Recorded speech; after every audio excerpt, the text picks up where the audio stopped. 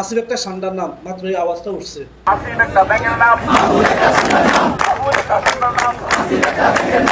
বৈষম্য বিরোধী আন্দোলন করছস, আজকে তোরা বৈষম্যের কাজ করতেছস। বৈষম্য বিরোধী ছাত্র আন্দোলন ডাক দিচ্ছস, তোদের সাথে শুধু কুমিল্লার মানুষই নামছে, আর কেউ নামে নাই। পুরা বাংলাদেশের জন্য যা বাজেট করছে, একলাই শুধু তোদের একটা উপজেলার জন্য তোরা বাজেট করছস। আরও হাতের বৈষম্য দেখেন, বিসিবি ওইখানের মধ্যে কাকে নিয়ে দেওয়া দরকার দিছে, কাকে যে খেলে হয়তো তাদের মধ্যে থেকে বিসিবির পদের মধ্যে তাকে নিয়োগ না দিই একজন কণ্ঠশিল্পীকে ওই বিসিবির মধ্যে নিয়োগ দিচ্ছে, কারণ তার বাড়ি কুমিল্লা। আচ্ছা বলেন দেখি, এই ফলাটাকে কেউ চিনতো? কত বৈষম্য বিরোধী ছাত্র আন্দোলন করছে এই হিসেবে তাকে চিনে নয় কি?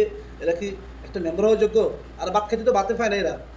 আজকে উপদেষ্টা হইয়া আজকে তারা ক্ষমতার অপব্যবহার করে কুমিল্লা বিভাগ দিতেছে। দে তোরা কুমিল্লারে দরকার ভারত বানালা, ভারত যে ঠেলি, আমাদের আপত্তি নেই। তোরা কুমিল্লাকে বাংলাদেশে একটা অঙ্গরাজ্য বানাও, কিন্তু আমাদের সাথে তোরা যে বাটফারি করতে আসছিস, আমাদের নোয়াখালীকে কম বাল ফাঁকনামি করতে গেছে তোদের সাথে ঢুকানোর জন্য। এখন তো উঠছে আসিফ একটা সান্ডার নাম, কদিন পরে উঠবে আসিফ একটা বাটফারের নাম, আসিফ একটা ক্ষমতা অপব্যবহারের নাম, আসিফ একটা বৈষম্যের নাম। হাসনাত আব্দুল্লাহ কি বলতে দেখছেন? আরে বেড়া, আধা বছর কি কুমিল্লার ভিতরে থাকবি? যে সমস্ত এখন যে ঠেকগুলো দিচ্ছস, তোরা থাকবি মানুষের অন্তরে। কদিন পরে তোরা এখন যেগুলো করতেছস, রাস্তা নামলে মানুষ ফিসি ফেলবে তোদেরকে, একটু দেখ তোরা।